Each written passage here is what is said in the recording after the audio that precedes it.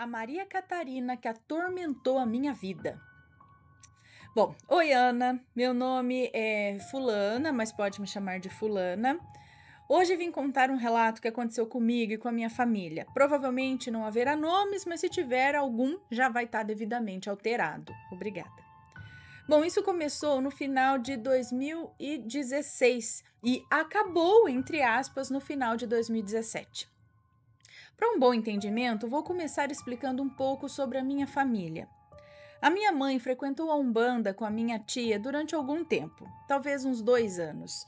E lá minha mãe costumava receber conselhos e que se acontecesse algo que ela merecesse saber, ela seria chamada. Lembrem-se disso. Bom, no final de 2016, o meu pai já estava trabalhando em uma empresa X, aqui na minha cidade. Ele entrava às 7 da manhã e saía às 6 da tarde. Ele não ficava dentro da empresa. Chegava para bater ponto e saía. Ele fazia o trabalho dele do lado de fora, na cidade, e só voltava para dar sinal de vida perto do horário de ir embora. E vinha para casa. Essa era a sua rotina de todos os dias. Em casa ficávamos eu, minhas 2 irmãs, meu irmão e minha mãe. Roliça? Vai entrar? Vê. Ai, Rolicinha. Cadê? Bom, em casa ficávamos eu, minhas 2 irmãs, meu irmão e minha mãe, que não trabalhava. Nós saíamos para ir à escola cedo e voltávamos às 3 da tarde para casa. Minha avó, que vou falar dela um pouco mais à frente, ela não morava longe. Só algumas quadras de casa e, consequentemente, íamos para lá sempre. Bom, tudo explicado? Então vamos ao relato de fato. Nessa empresa em que o meu pai trabalhava, ele tinha bastante amigos e uma delas era a Maria Catarina, que nunca tinha mostrado as asinhas ainda. E todos a achavam a boa samaritana. Ana, meu pai nunca foi homem que gostava de sair, que demorava para chegar, sempre foi muito pontual até. E começaram a ter dias em que ele demorava para chegar em casa e minha mãe nunca notava, porque ela saía para trabalhar pouco antes dele chegar. Ela arrumou trabalho no mesmo lugar que a minha avó, e isso começou a ser frequente. Tinha dias que ele chegava umas 8 horas da noite. E a desculpa dele? Eu estava trabalhando. Até parece que devo satisfação para a criança. E deixávamos para lá, né? Certo dia, meu pai foi convidado pela Maria Catarina para a festa de aniversário do filho dela. E como meu pai tinha 3 filhas pequenas, falou para minha mãe que achava bom levar a gente, pois era uma festinha. Enfim, ela aceitou e nós fomos. Já na casa, notei a recepção da Maria Catarina muito afetiva com o meu pai. Um abraço meio demorado, um olhar diferente. E na época eu tinha uns 10 anos e não via malícia nisso. Mas que deu para perceber que estava estranho, deu. Pois bem, fomos recebidos e ficamos lá algumas horas. E por um momento de distração, eu até tinha esquecido do meu pai, sabe? E quando eu parei para tomar água ali, dei falta dele e fui procurá-lo. Ana, a cena que eu vi bugou totalmente a minha mente. Meu pai abraçado com outra mulher dentro do quarto. Eu demorei a entender tudo, sabe? Porque, poxa, não fazia sentido. Eu saí dali correndo e quando ele apareceu, eu pedi pra gente ir embora. Fui o caminho todo calada. Cheguei e fui direto para o meu quarto, pois no outro dia tinha aula. Mas quem disse que eu conseguia dormir? Aquilo me incomodou demais. As semanas que se sucederam foram de mal a pior. Meus pais começaram a brigar, coisa que eu nunca tinha visto antes. Meu pai saiu de um cara legal que ele era para um ser frio e que já não se importava mais. E a minha mãe vivia pelos cantos resmungando. Minha vida e a dos meus irmãos virou um inferno. Meu ponto de paz? A escola e a casa da minha avó. Mal sabia eu que ela fazia parte de tudo isso. Descobri por ela que a minha mãe estava traindo meu pai no trabalho. Gente, que loucura! Peraí, era a mãe? Mal sabia eu que a avó fazia parte de tudo isso. Descobri por ela que a minha mãe estava traindo meu pai no trabalho também. E que ele descobriu isso. E eu, inocente, contei o que eu havia visto na noite do aniversário. E depois daí foi tudo por água abaixo. Já em 2017, meus pais estavam indiferentes. Minha avó já tinha dito à minha mãe o que eu contei a ela e as coisas só pioraram. Meu pai morava conosco, mas sempre chegava tarde, e minha mãe mais tarde ainda, às vezes chegando em casa até às 4 horas da manhã. Em um dia desses, em que o meu pai estava demorando para chegar, notei que o carro dele havia sumido. Ele trabalhava de moto. Logo, minha mãe se levantou, olhou para o quintal e saiu procurando um celular para fazer uma ligação. E como era uma inocente naquela época, eu fiquei preocupada, achei que ele havia se acidentado ou algo do tipo. Comecei a passar mal, tendo que ser levada pela minha mãe para o hospital. Enquanto os meus tios ficaram com os meus irmãos em casa, eu fiquei no hospital. Ao sair do pronto-socorro, recebemos mensagem de uma tia minha distante que disse ter visto o meu pai com uma mulher no carro e que tinham ido a um baile. Minha mãe ficou enfurecida, mas não fez nada. Apenas me levou para casa e ficamos lá. Esperamos horas e ele não aparecia. Então, quando estava amanhecendo, meu pai apareceu no portão dizendo que queria a moto dele para ir trabalhar. Nem preciso dizer que a minha mãe queria matar ele, né? E foi uma briga que deu até polícia. Quando a polícia foi embora e meu pai já estava para tirar sua moto do quintal, minha mãe... Peraí, deixa eu ver aqui.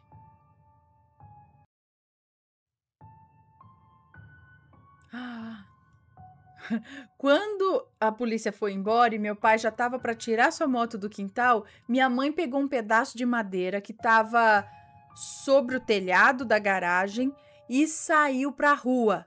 Fomos atrás dela e, pasmem, ela quebrou o carro inteirinho com um pedaço de pau.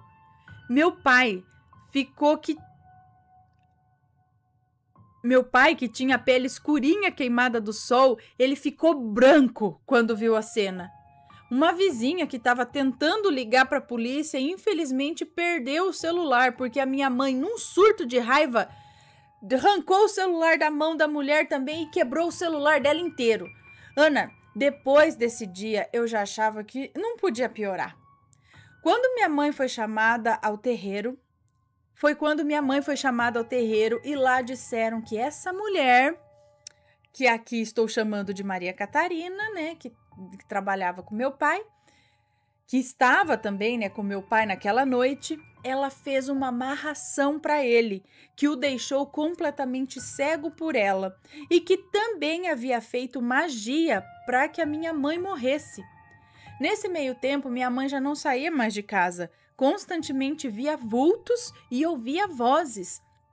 Tinha dias em que ela simplesmente não conseguia entrar em casa. Ela dizia que o seu corpo ardia como se estivesse pegando fogo ao tentar passar pela porta. Foram 8 meses de trabalho até minha mãe sair dessa situação. Ela arrancou dinheiro de onde não tinha para se livrar de toda a maldade que a Maria Catarina jogou nela. Meus pais reataram. Ficou tudo bem por um tempo, mas como dizem, felicidade pobre dura pouco, as coisas começaram a acontecer tudo de novo. Mas como ela não conseguia o meu pai de jeito nenhum, pelos trabalhos de proteção que o pai de santo da minha mãe havia feito, ela começou a atacar a mim e os meus irmãos, que começamos a ser perturbados durante a noite. Víamos vultos, ouvíamos vozes.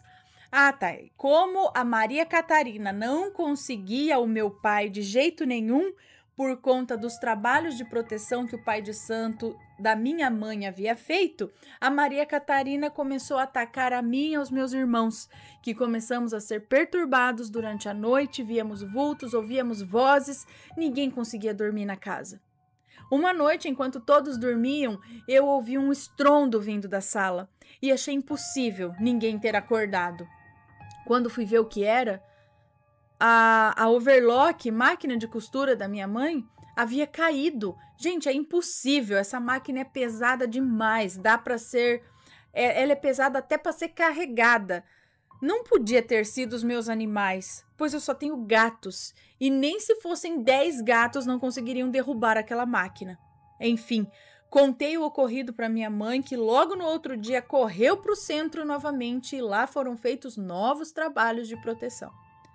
Ana, até alguns anos atrás, a Maria Catarina ainda tentava se aproximar da minha família. Mas todas as tentativas falharam miseravelmente, pois a minha mãe fez um trabalho para acabar com a vida dela também, para ela perder o emprego, perder tudo que ela tinha. Não vejo isso como algo bom, pois sei que todo o mal que você faz a alguém volta para você. Minha mãe poderia ter esperado esse retorno, mas quis fazer com as próprias mãos. E creio eu que infelizmente essa volta ela ainda vai ter. Esse foi o meu relato, desculpa pelo tamanho, pelos erros de ortografia e se teve alguma parte que ficou confusa. Eu amo o seu canal, beijos para você e para a família linda. Muito obrigada, um beijo para você. Infelizmente, ela quis fazer isso. Não sei se o pai de santo orientou, né? Ele também poderia ter falado para não fazer nada disso, mas fez. Não sei quanto cobrava. Não fico muito confortável quando se cobra algo muito assim, fica cobrando para fazer e aí sabe que uma coisa vai ser negativa para a pessoa como fazer. Ela fez a mesma coisa que a Maria Catarina fez. Se igualou, né? Desejou o mal também. E bom, é o que você disse aqui no final. Eu também acho que não precisava. Só se proteger ali, beleza, mas atacar da mesma forma, mexendo com essas forças também, eu acho que não tinha necessidade. Ela acabou meio que se sujando sem necessidade. É só aguardar, o retorno vem. Mas também não vou julgar, porque ela devia estar pé da vida também. Mas e a história dela traindo o pai? Foi coisa de trabalho também ou não foi? Porque só essas coisas da vida, de traição, já é o suficiente para a relação não ir legal para frente, né? Não precisa ter muita magia para isso acontecer. Agora, será que foi resultado da magia ela ter traído o marido também? Não sei. Ai, gente, o passarinho ali, oi. Tá com sede, tá com o biquinho aberto. Cagou. Bom, esse foi o relato de hoje. Espero que tenham gostado. Um beijo pra vocês e a gente se vê logo mais num próximo relato de Maleficência. Beijos.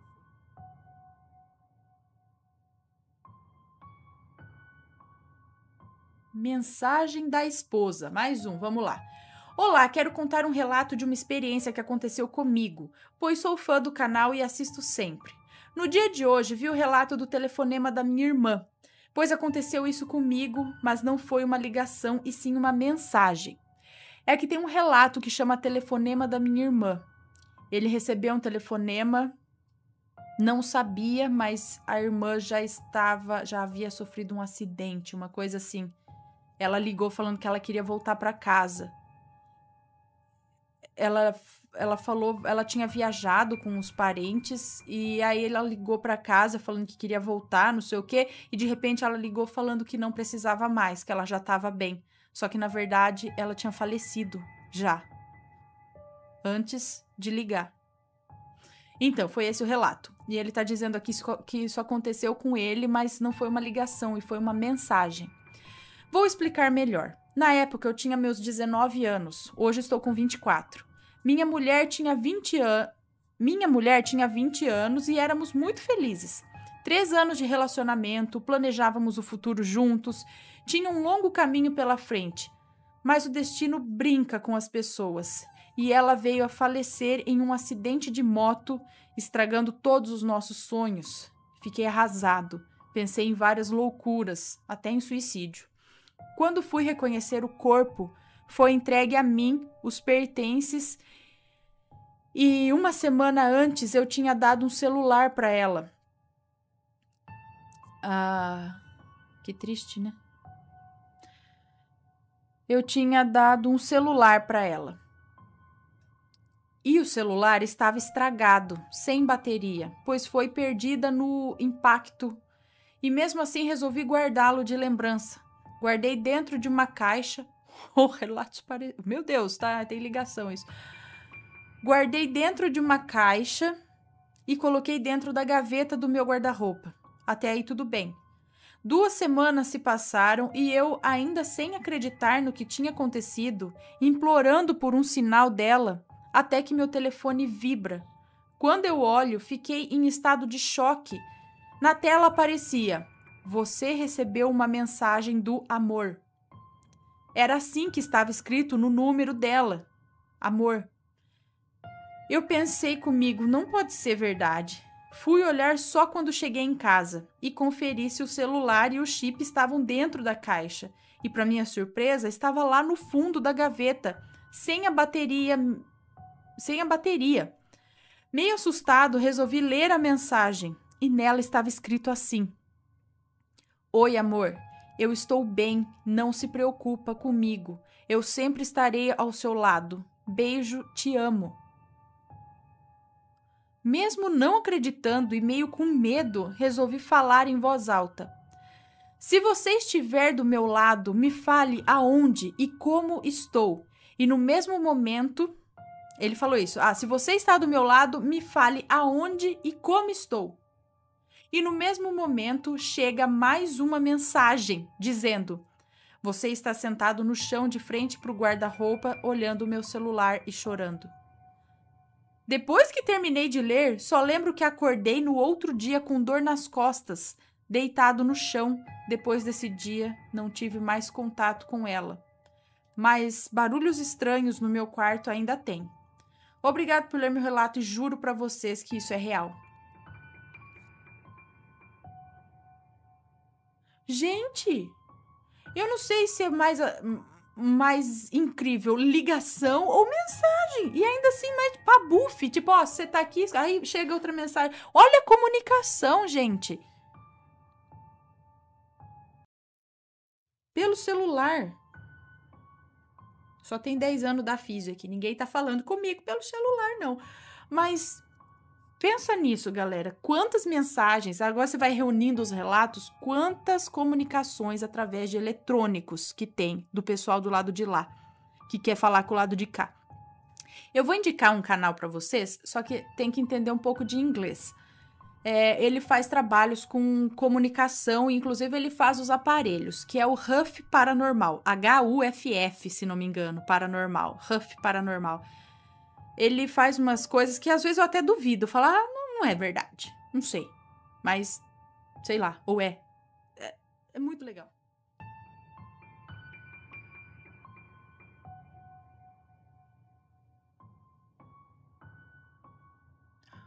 Minha avó falecida me enviou um recado em sonho. Vamos ver.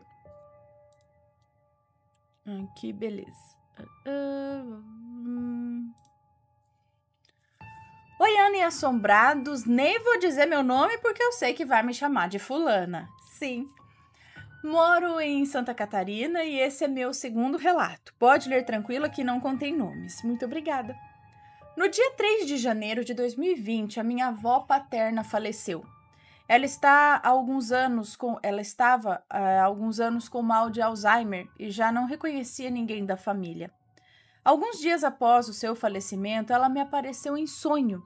Estávamos em sua casa e ela começou a conversar comigo sobre uma reforma que eu estava querendo fazer na minha casa. Então eu disse a ela que, apesar da necessidade da reforma, não tinha como fazer isso no momento, pois eu não tinha dinheiro. Ela então me pediu para esperar enquanto eu ia buscar algo e voltou com uma certa quantia de dinheiro nas mãos. Me entregou e disse: "Minha neta, pegue esse dinheiro e use para fazer a obra que precisa na sua casa e comprar as coisas que te faltam." Eu a questionei, dizendo que não precisava fazer aquilo, mas ela insistiu, dizendo: "Fique com ele. Onde estou agora, não preciso de dinheiro." Eu peguei o dinheiro de sua mão e agradeci. Fiquei muito feliz por isso. No dia seguinte desse sonho, a minha mãe me ligou e disse que o meu pai, que é filho único, tinha resolvido pegar o dinheiro que a minha avó deixou no banco e dividir entre mim e o meu irmão.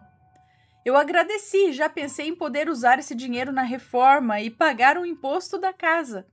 Só depois me lembrei do sonho que tive com a minha avó. O interessante é que essa foi a única vez que eu sonhei com ela desde o seu falecimento.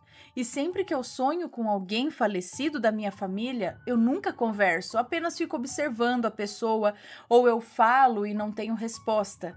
Eu fiquei intrigada com o ocorrido. Não sei se foi premonição ou um recado realmente da minha avó. Espero que leia meu relato. Beijos para você, Matheus e os bebês rampiros. Muito obrigada. Um beijo para você. Eu acredito que foi um recado e bem claro ainda, né? Ela veio realmente para falar aquilo. Tá vendo como é um sonho onde você se lembra do que foi dito e é coerente, né? Ela vem, ela te conversa coisa, não é uma coisa louca, aleatória, sei lá do que, é uma conversa séria, uma conversa coerente, tem sentido. E faz sentido para você. Ela pega o dinheiro, fala aonde eu tô agora, eu não preciso, pegue, use, e aí no dia seguinte já vem esse lance aí do dinheiro. Ó, se não é, né? Não é. Ela foi um recado, acho que mesmo, da avó. Ela realmente veio em sonho te dando o dinheiro, te avisando, sei lá. Deixa eu ver aqui mais relatinhos.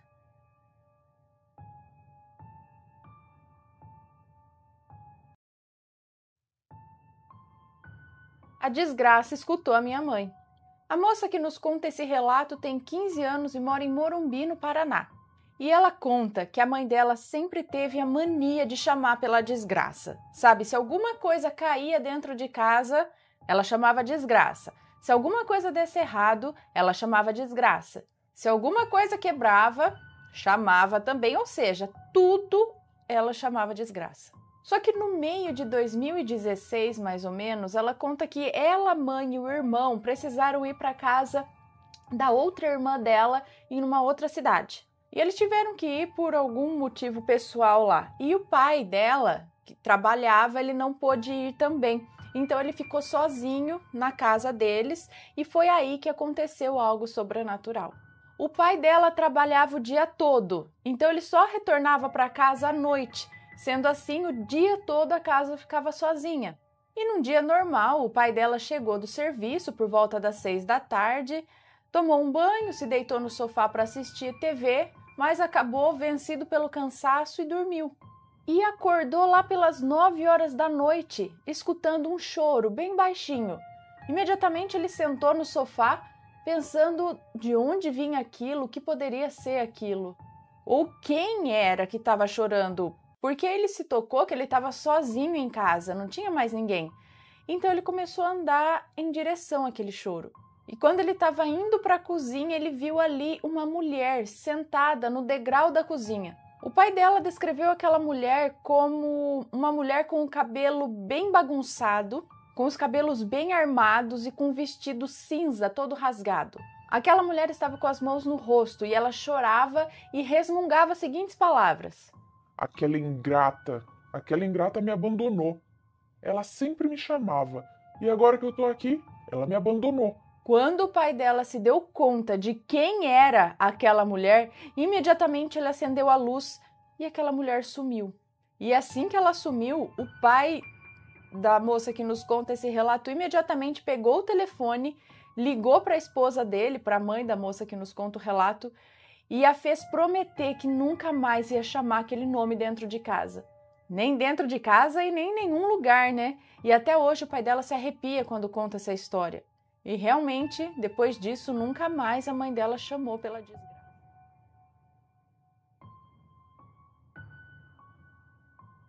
A força do pensamento. Vamos ver. Olá, Ana, Matheus, filhotes e assombrados. Como não poderia ser diferente de todos, pode me chamar de fulana e não haverá nomes no relato. Já mandei outros 2 relatos e espero ouvi-los sendo contados por você. Esse que eu vou contar aqui é curto e é pessoal. É uma experiência que vivi na minha adolescência e que não gosto muito de lembrar, mas ouvindo os seus relatos, decidi dividir isso com vocês. Gostaria de frisar aqui que não sinto orgulho do que eu vou contar.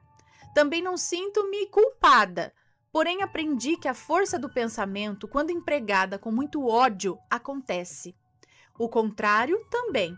Eu acho que, na verdade, quando tem muita intenção ali, quando você consegue, de repente, focar ou com ódio, ou com amor, ou com, sabe, um querer ali, uma vontade, talvez. Quando eu estava cursando o ensino médio, não lembro exatamente a série, mas lembro que era o ensino médio e deveria ter entre 15 e 16 anos. Eu era adiantada 1 ano na escola. Eu tinha que pegar um ônibus, pois a escola ficava no centro da cidade, a uns 20 minutos de casa, e de casa até o ponto, uns 10 minutos a pé.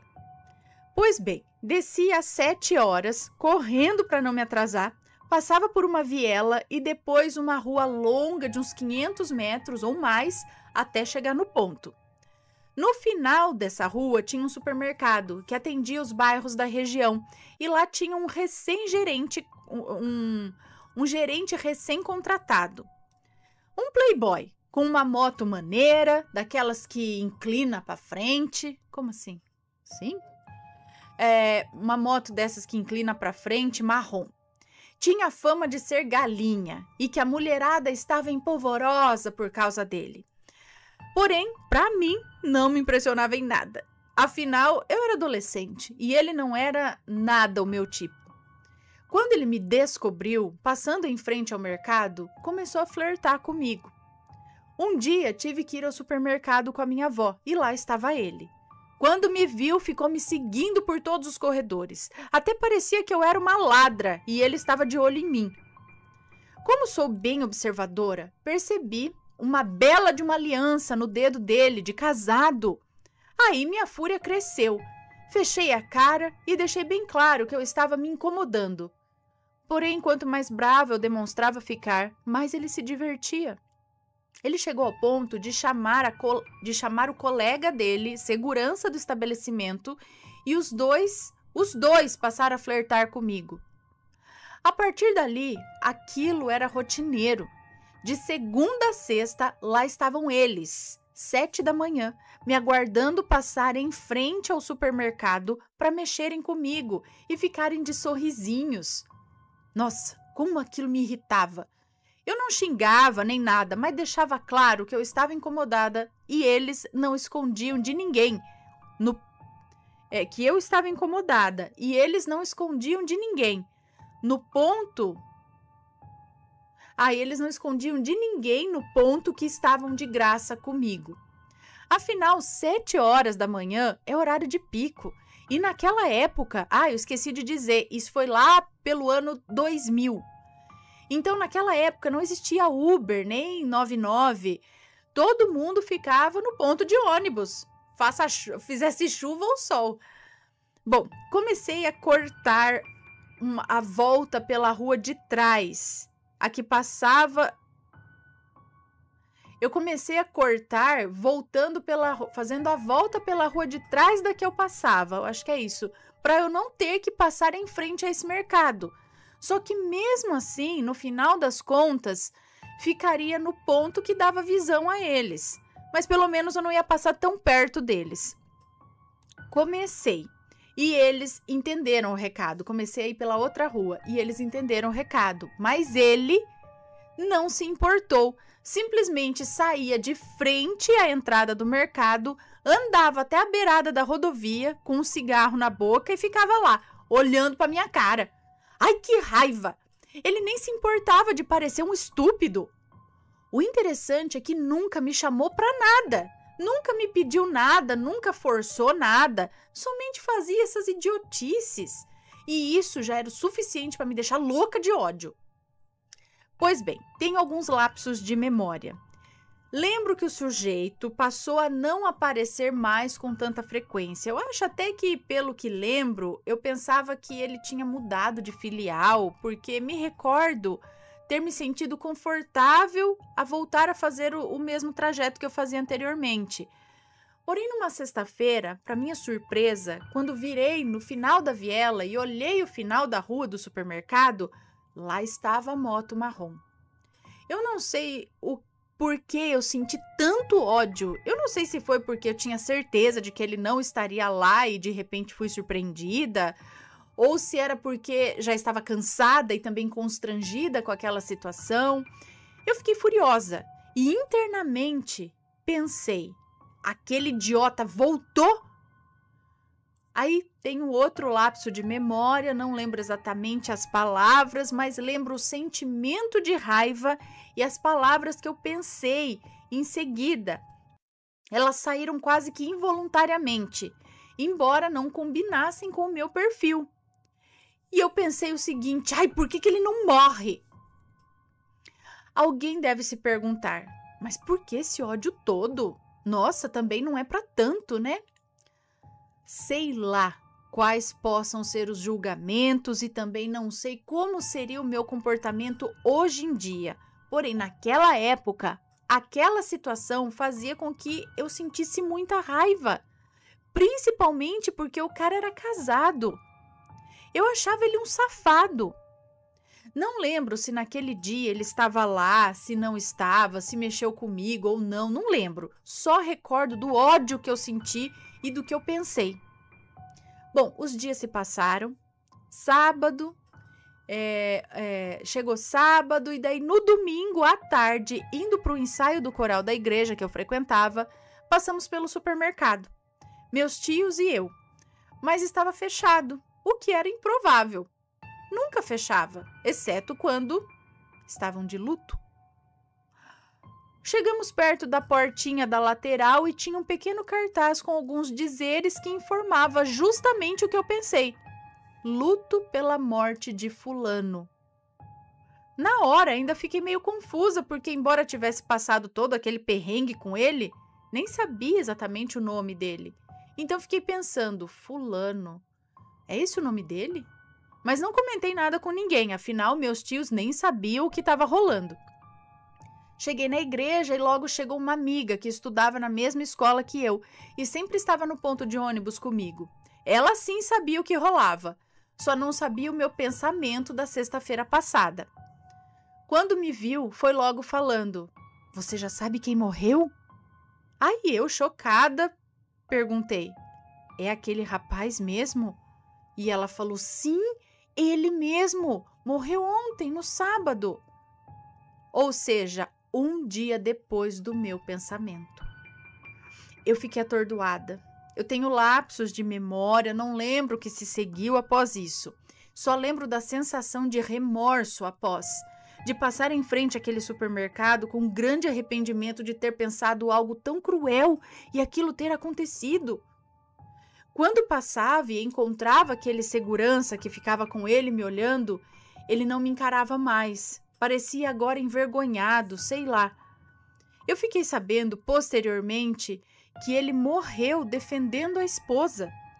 Relataram que, como a moto era muito visada, eles estavam em um estabelecimento e quando uns homens começaram a mexer na moto dele, ele saiu para ver o que estava rolando e os caras, ao que tudo indica, anunciaram um assalto. Ou nem chegaram a fazer, pois a esposa, que estava grávida e no final da gestação, começou a ameaçar os rapazes caso não se afastassem da moto. Só que eles estavam armados. Então, apontaram para ela e para o marido, e aí o marido se atirou na frente. Sempre que eu lembro disso, eu penso: será que a culpa foi minha? Não pode ser. Uma viúva, um filho sem pai. Será que se eles soubessem que eu desejei, mesmo que involuntariamente, a morte do marido ou do pai, o que diriam para mim? Bom, depois disso aprendi a desejar somente coisas boas. Quando penso algo ruim, se penso, eu já repreendo, já anulo. Eu não desejo a ninguém aquilo que eu não quero para mim. Bom, é isso. Um beijo a todos e muito obrigada por ler meu relato. E deixem suas opiniões, eu gostaria muito de saber.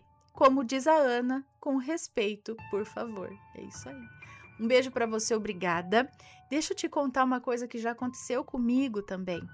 Eu já devo ter contado aqui, mas talvez alguns não tenham escutado. Mais uma vez, eu era criança ainda, acho que eu era criança, e eu estava no banco de trás do carro com meu pai, com a minha mãe, no trânsito em São Paulo, e me veio na cabeça, simplesmente assim, eu queria ver uma batida de carro acontecendo. Olha só o que me veio na cabeça. Pois eu acabei de pensar isso. Eu escutei uma brecada. No que eu olhei para trás, pelo vidro de trás do carro, eu vi os dois carros se chocando e batendo. Na hora, eu tava, não precisava acontecer. Eu fiquei justamente com esse pensamento de, meu Deus, até contei pra minha mãe e pro meu pai na hora. Falei, mãe, eu acabei de pensar isso, que eu queria ver acontecendo, sabe? Não sei, eu pensei em acidente, pensei em batida, e pensei, nossa, né? Acho que seria interessante ver, porque a gente vê depois que já aconteceu. Você passa, olha, bateu um carro aqui, bateu. Eu pensei, eu queria ver fazendo assim, pá, sei lá. Pensei, queria ver acontecendo. No mesmo instante que eu pensei, escutei a brecada, virei para trás e vi os carros se chocando. Não foi nada grave, porque até tava um trânsito, alguma coisa ali, não era nada de um carro correndo, capotando, nada assim. Mas eu fiquei chocada de ter acabado de pensar e o meu desejo ter se tornado realidade numa coisa ruim. E eu fiquei, gente, será que foi porque eu desejo? Exato, a gente fica desse jeito. E eu realmente não sei se realmente foi a força do nosso pensamento, se foi alguma coisa que influenciou a gente a pensar isso. Será que ele já não tinha algum obsessor com ele que se aproveitou do que ele estava fazendo para te incitar raiva e, sei lá, não sei, e desejar jogar essas coisas ruins para ele, para aumentar a força do ódio, não sei. Será que comigo foi a mesma coisa? Será que alguma coisa influenciou? Falar, olha só, você não queria ver uma batida de carro? Quer ver? Olha agora. Vai acontecer, sabe? E aí eu pensei, eu queria ver. E eu não sei, gente, mas já aconteceu isso com alguém aí que tá assistindo? Comenta aí, deixa nos comentários, sempre com respeito, por favor. E realmente, porque não acredito em coincidências, mas vamos dizer, mesmo que seja, se acontecer, a gente fica com aquele remorso, com aquela coisa. Então, para isso não acontecer, vamos, como ela disse, tentar pensar em coisa boa, e quando vier o pensamento ruim, você fala, não quero, né, não, bora pensar outra coisa. Mas é estranho, né?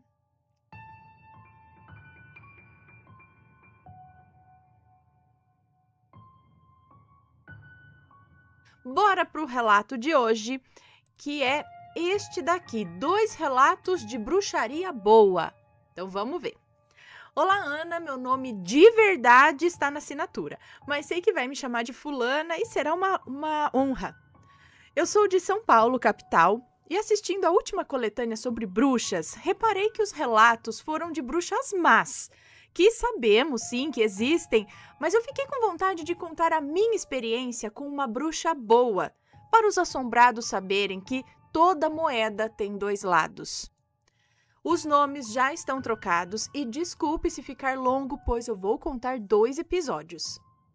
A minha melhor amiga, que considero uma irmã de alma, chama-se Ametista.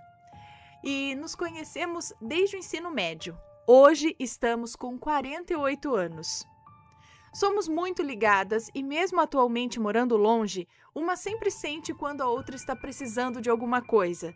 Sonhos, pressentimentos e aquele pensamento insistente, sabe? Você precisa ligar para a Ametista, você precisa ligar para a Ametista. E é tiro e queda, sempre tem uma razão. Eu só quero abaixar o ar aqui, eu quero que ele ligue, pronto.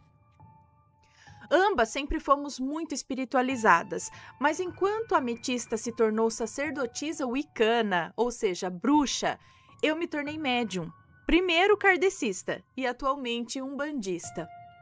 É comum uma ajudar a outra dentro dos rituais, vibrações e preces, cada uma na sua religião. A Ametista é médica veterinária e, além do conhecimento acadêmico, usa seu conhecimento espiritual para ajudar os bichinhos que sempre a amam. Assim, não foi surpresa para ela quando, em novembro de 2016, eu pedi ajuda para cuidar de uma das minhas gatinhas que estava com um comportamento estranho de uma hora para outra. Ela miava como se estivesse com dor, mas aparentemente não tinha nada. Feitos os exames pela manhã, nada de estranho.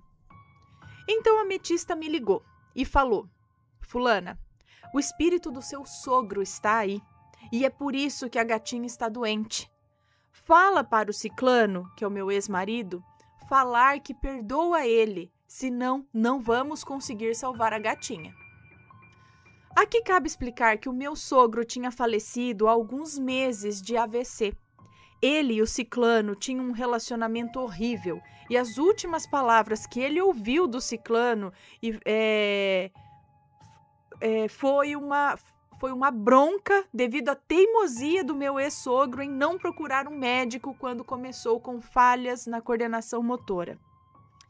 Bom, então eu abri o meu canal mediúnico e, de fato, eu vi o meu sogro no canto da minha sala chorando. Conversei com ele pedindo que aceitasse ajuda, mas ele parecia não me ouvir. Falei com o meu ciclano, mas ele era ateu e me disse que eu estava ficando louca. E ainda disse que não perdoava o pai, não. Na mesma noite, a gatinha teve um AVC e desencarnou. Eu fiquei muito abalada, muito triste mesmo, e a ametista me disse: Fulana, a gatinha morreu para que nenhum de vocês dois absorvessem coisa pior. Com o choque material, conseguimos resgatar o seu sogro e a gatinha vai voltar para você em alguns meses, pois eu fiz um ritual para isso. Em maio de 2017, eu estava voltando para casa à noite quando ouvi um miado de filhote. Procurei, mas estava muito escuro. No dia seguinte, saindo novamente, ouvi o miadinho e pensei: agora eu acho esse gato. E, de fato, 2 casas para frente, em uma casa que estava vazia, à venda, eu vi um minúsculo filhotinho. Não tinha como pegá-lo ou pular o muro, que era alto e com grades. Então, sem pensar, eu chamei: Gatinho, gatinho, vem aqui. O bichinho imediatamente saiu correndo de lá de dentro, escalou a minha calça jeans, vindo parar no meu colo. Logo vi que era uma fêmea, muito novinha. Tive que criar na mamadeira. Hoje essa gata está com 5 anos e, embora seja muito diferente em aparência da anterior e tenha outro nome, a personalidade é exatamente a mesma. Um exemplo: a primeira gatinha adorava ovo cozido e subia na cadeira da cozinha batendo delicadamente com a patinha no meu joelho para pedir. Qual não foi minha surpresa quando a segunda gatinha fez exatamente a mesma coisa na primeira vez que eu fiz ovo cozido. O segundo episódio de Bruxaria Boa aconteceu em 2021. Eu vivia um casamento tóxico e desconfiava que o meu ex-marido estava me traindo desde abril de 2020.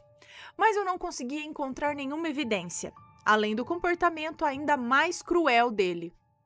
Os assombrados devem se perguntar como que alguém fica em um casamento assim. Mas é muito difícil de você reconhecer que está sofrendo abuso psicológico enquanto está dentro da situação. Eu vivi isso por 16 anos. Eu sou uma mulher bonita, totalmente independente financeiramente, com uma carreira que eu amo, uma família e amigos maravilhosos, mas naquele momento eu tinha me esquecido de tudo isso. Por isso fica um alerta. Escutem com atenção os seus familiares e os seus amigos. Não descartem os seus alertas de que algo está errado. Mas voltando ao relato, chamei a ametista para viajar comigo, já em janeiro de 2021. Naquele momento eu já estava fazendo terapia e questionando o sentido do meu casamento e queria me afastar do ciclano por alguns dias para pensar. Fizemos uma viagem maravilhosa, eu, a ametista e a sua filha mais velha, que é minha filhada. Em uma noite, ainda viajando, a ametista abriu seu tarô para mim. Perguntou se eu queria saber tudo, e eu disse que sim. Ela falou que sim, meu ex-marido estava me traindo e que se eu quisesse provar, deveria falar com a minha pombagira. E disse ainda que me via assinando papéis e que tinha um homem negro no meu futuro. que me faria muito feliz. Guardem essas informações. Eu fiquei na sacada do hotel de madrugada pensando muito e cheguei à conclusão que, independente de qualquer coisa, eu não queria mais ficar casada com Ciclano, independente dele estar me traindo ou não. Mas mesmo assim eu chamei a minha pombagira, Dona Maria Padilha das Almas, e perguntei. Ela me disse como eu provaria a traição, o que de fato consegui fazer, ainda antes de voltar a São Paulo, à distância. Com os prints, né? Com os prints das provas no celular, retornei de viagem e confrontei meu ex-marido, que confessou tudo. Em 10 dias corridos, assinei meu divórcio, pois como advogada, providenciei o acordo rapidamente. A parte da ametista me ver assinando uns papéis se cumpriu. Depois do luto inicial que todo fim de relacionamento causa, em poucas semanas eu me sentia outra pessoa, mais leve, feliz e com tempo para curtir as coisas que eu gosto sem ser criticada. Mas não acreditava em um novo relacionamento, não. Eu pensava, poxa, eu, gordinha, com 47 anos, na pandemia, só se for um paraquedista que cair do teto para eu conhecer alguém, né? Mas, para minha surpresa, assim que mudei o status para solteira nas minhas redes sociais, começaram a aparecer paquerinhas em quantidade considerável. Eu conversei com alguns, dei uns beijinhos em outros, mas eu não queria outro relacionamento sério assim tão cedo, pois estava muito em paz sozinha. Mas, então, na primeira balada pós-vacina que fui, conheci o Beltrano. Ficamos juntos na mesma noite, e eu achando que ficaria só uma noite.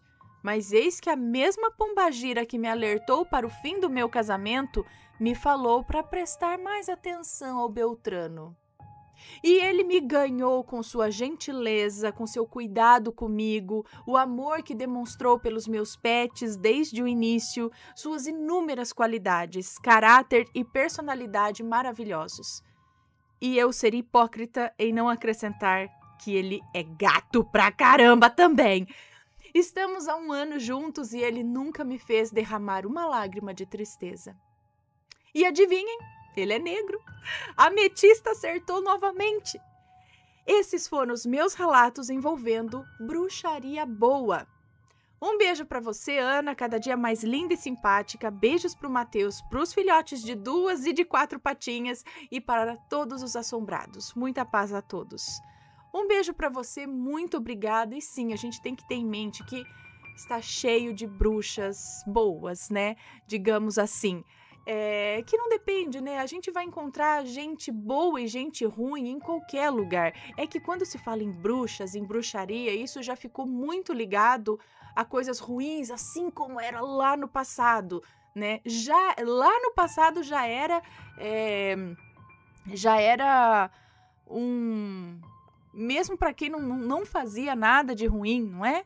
Mesmo para aquelas que só faziam ali, às vezes, algum chá, alguma coisa, ajudavam os outros com ervas, com uma benzedura, com uma oração. Eita, aquela lá. Aí se acontecer alguma coisa ruim, fala, aquela lá mexe com os negócios esquisitos, aquela lá fala fala com os espíritos. Às vezes tinha mediunidade, tinha algum guia ali que ajudava a fazer, inclusive, coisas boas, né, para curar alguém.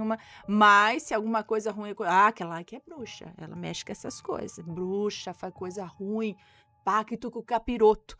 Então ficou nisso daí. Quando fala que é bruxa, já acha que é. E não. Vocês estão enganados. Acho que dizer até que tem mais bruxa fazendo coisa boa do que o contrário, né? Bom, pessoal.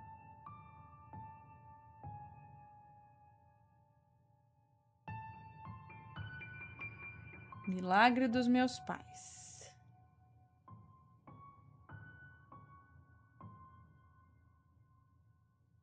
Olá, Ana, olá, assombrados, me chamo Fulana e gostaria muito de contar um relato a vocês. Enviei direto pelo e-mail, pois estou sem computador e Word para edição.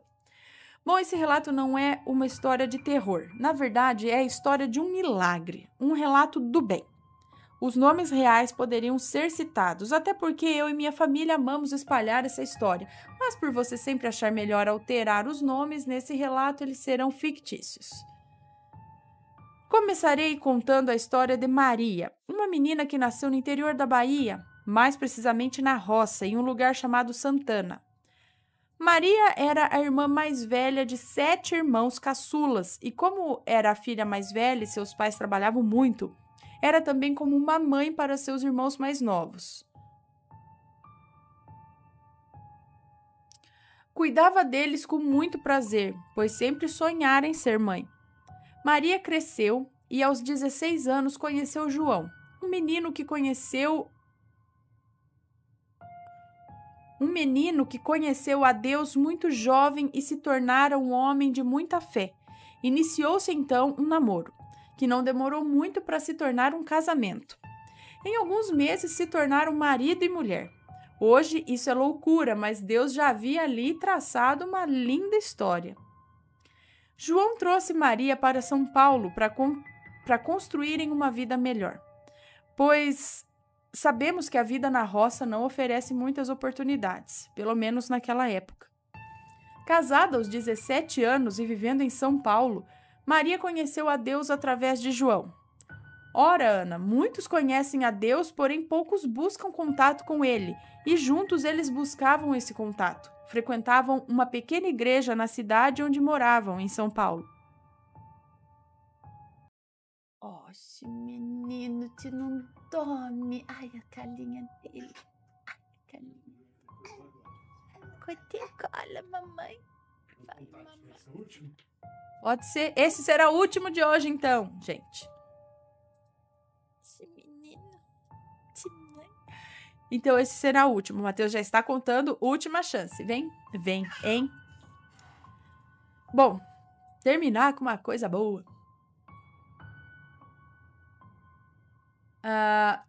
Bom, eles buscavam esse contato, frequentavam uma pequena igreja na cidade onde moravam, em São Paulo. Não esperaram nenhum tempo, decidiram ter um filho. Tão novos, mas sempre fora o sonho de ambos. Então tentaram muitas vezes. Se tornou a busca mais intensa da vida daquele casal, o foco de suas vidas. Depois de 3 anos tentando e não conseguindo, buscaram ajuda médica. Ali começou a busca por um possível problema. Primeira conclusão: não era João, ele não era estéril. E então, Maria passou por diversas análises até descobrir que suas trompas eram envelhecidas, o que garantia que, sem nenhuma intervenção médica, seria impossível ela conseguir uma gestação. Um dos médicos que a atendeu falou então em uma cirurgia que poderia dar certo ou não. Ela, confiante, passou por essa cirurgia e, infelizmente, a resposta foi negativa. Nunca poderia ser mãe de forma natural, e as chances de ela levar uma gestação por outros métodos eram muito mínimas. Ela ouviu isso de diversos médicos. Ali, a fé que ela cultivou por tanto tempo se tornara fraca. Mas João nunca desanimou. Havia chorando e sempre dizia muito animado: calma, nós vamos ter um filho. Ana, foram 9 anos tentando. Não preciso nem dizer o quanto ela chorou.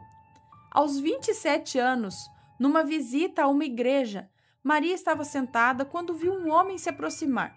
Ela não o conhecia, mas ele disse a ela com muita firmeza: eu não a conheço, mas vejo você passeando em uma praça com um carrinho de bebê cor-de-rosa. Sem entender, se alegrou com o que ouviu daquele rapaz, mas logo desanimou. Naquele ano, ela ouviu muitas pessoas levarem até ela recados de Deus, mas a espera era tão grande que a fé se tornara minúscula, não para João.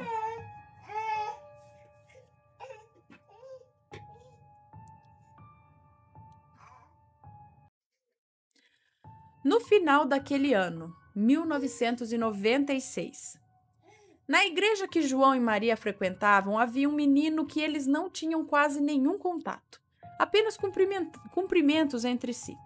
Aquele menino chegou até Maria e a disse de forma direta e inesperada: Deus vai te dar um filho entre janeiro e fevereiro.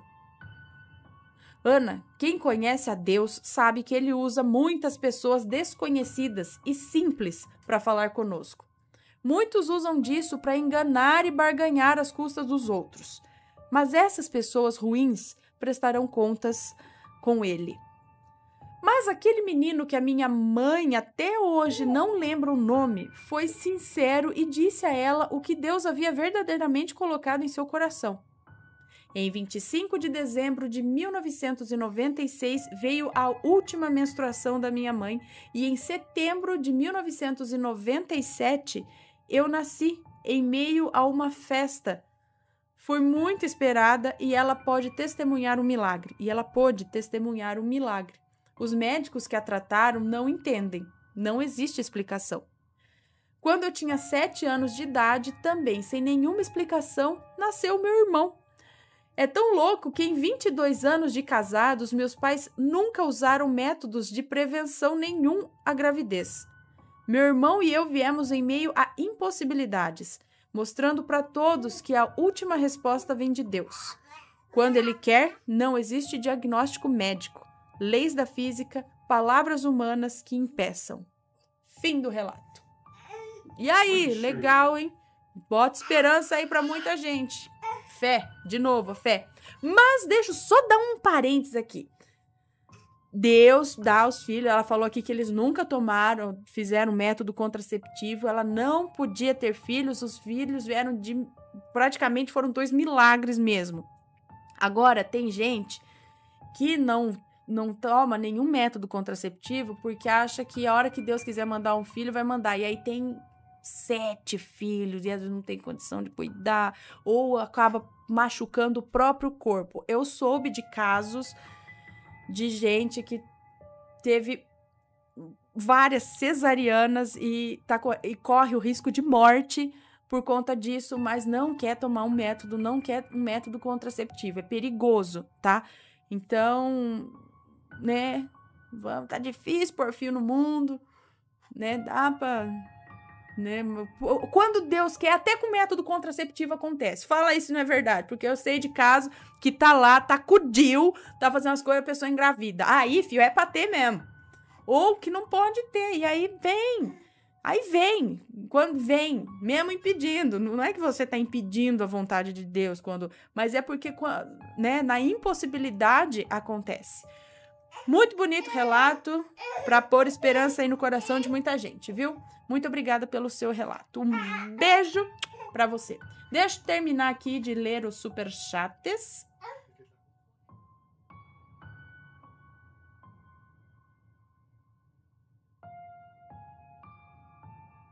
Sexta-feira 13 de setembro de 2019. Já contei esse?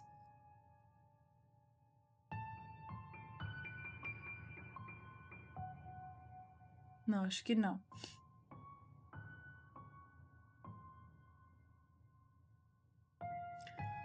Olá, Ana, Matheus e vampirinhos. Sou fulana e moro em Paripueira. É assim? Paripueira? Alagoas. Conheci seu canal através da minha filha, que já te acompanha há bastante tempo. Ana, eu sou sensitiva e já passei por muitas coisas e um dia irei contar cada uma delas. Já te enviei um relato chamado O Urso se Vingou? Eu vi o título, mas eu não li ainda.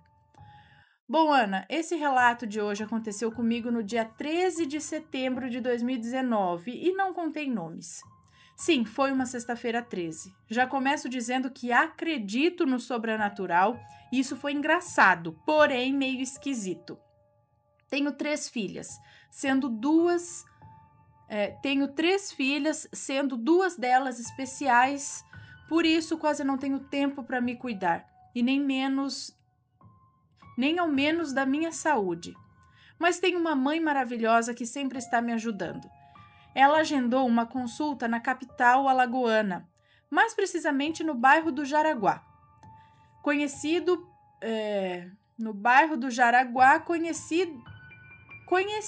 pois lá fica a capitania dos portos. No dia marcado, saí cedo e peguei carona no transporte escolar da minha cidade, que ia levar estudantes perto do consultório. Chegando lá, desembarquei numa parada que passou umas quadras do consultório e tive que voltar a pé até lá. Quem conhece o bairro sabe o quanto é deserto, e principalmente na hora que eu cheguei lá, que era pouco mais de 6 da manhã. Mais ainda, né? Como eu disse, desembarquei e voltei em direção ao consultório pela calçada. E em passos largos, pois se avistasse 2 caras em uma moto, já viu, né? Pois bem, tem um cemitério pequeno lá nas proximidades e tive que passar por ele, pois estava no caminho. Não tive medo, a princípio, por ser de dia, mas algo estranho me chamou a atenção naquele lugar. Tinha um gato parado em cima de uma tumba, como se estivesse olhando para aqueles escritos dela. Sabe, esqueci como se chama. O epitáfio? Acho que é bom, enfim, os escritos nas lápides lá, né? Era uma tumba quadrada, alta e com foto. O gato simplesmente não se movia. E eu fiquei olhando por alguns segundos sem parar. Sem parar os passos, é claro, né? Andando, mas olhando. Mas logo em seguida avistei outros gatos no chão e nenhum deles se movia. Era como se fossem estátuas. Ana, logo comecei a ficar com medo. A rua estava deserta, não tinha ninguém, nenhum humano ao redor. E o mais assustador aconteceu. Tinha um gato em cima do muro do cemitério, entre as grades de ferro. Era um muro de metade de tijolos e outra metade de ferro, típico de cemitérios. O gato, Ana do céu, parecia ter sido atropelado. Ele babava, mas não se movia. Nem preciso dizer que eu não esperei mais nada para sair correndo, né? Ana, nesse mesmo dia nada deu certo para mim. A médica faltou, o VLT demorou mais de 1h30, perdi o ônibus para minha cidade, que logo que cheguei ao terminal tinha acabado de sair, e outras coisas mais. Bom, não sei se foi algo sobrenatural, mas eu sei que não tinha algo normal ali. Disso eu tenho certeza. Beijos para vocês e amo assistir o canal fazendo as tarefas de casa. Acoplo o celular em uma caixinha USB e fico ouvindo os relatos. Depois vou nos históricos e curto os vídeos vistos. Obrigada a todos que assistirem este canal. Um beijo para você. Muito obrigada pelo relato. É assim, gato e cemitério são umas coisas que andam junto. Eu nunca fui num cemitério que não tivesse pelo menos 3 gatos. Todo cemitério tem gato. Não sei que tanto gato gosta de cemitério, acho que é sossegado, né? Não tem ninguém pra encher o saco. Aí eles podem ficar lá, dormir. Sempre tem quem deixa uma aguinha, uma comidinha, pode criar seus filhinhos em paz, sem ninguém pra, né? Deve ser por isso. Ou porque eles são sobrenaturais mesmo, eles gostam de ficar em meio aos defuntos ali, não sei, mas em Piracicaba chegou a entrar em estado de emergência, sei lá o que, coisa alerta, proibido colocar comida, porque era tanto gato que tinha no cemitério lá, não sei que cemitério lá em Piracicaba, você passava na avenida do lado, cada portinhola assim que tinha ao longo do muro do cemitério tinha uns 5, 6 gatos, sem brincadeira. Quem mora em Piracicaba ou morou por uma época lá, passou nesse cemitério perto da Avenida Independência lá, via os gatos. Pipocava gato, saía pelo buraco do muro, assim, ó. Um monte de gato. E aí entrou, começaram a castrar, pegar os gatos tudo e castrar, e proibir de deixar, porque sempre tem alguém que vai lá, deixa uma raçãozinha, uma aguinha, e isso ele foi virando um gatil ali, o cemitério. Mas todo cemitério tem um gato, até no meu aqui, ó. Claro que tinha que ter um gatinho aqui em cima de uma lápide. Todo cemitério tem gato, gente. Eu fui lá no cemitério em São Paulo. Qual é o nome do cemitério mesmo que eu fui? Com o Matheus, um dia que a gente tava lá, eu falei, não, eu quero entrar no cemitério, gente. É claro que eu quero ver. Tem os famosos enterrados lá. Meu Deus, da Consolação, eu acho. Ai, tinha o quê? Gato. Uns 3. Acho que passou por lá, uma gordinha, gatinha gordinha. E a gente fica fazendo carinho nos gatos do cemitério, sempre. Todo cemitério tem gato. E eu não sei já esses aí, que eles estavam parados. O que seriam os gatos no cemitério? Seriam almas dentro de corpos de gatos? Por que ele estava parado aí? Tudo parado. Será que o tempo parou? Na verdade, a assombração não eram os gatos, mas o tempo parado no momento em que você estava passando ali perto do cemitério. E o gato babando, tadinho, será que ele não tinha sido envenenado? Não sei.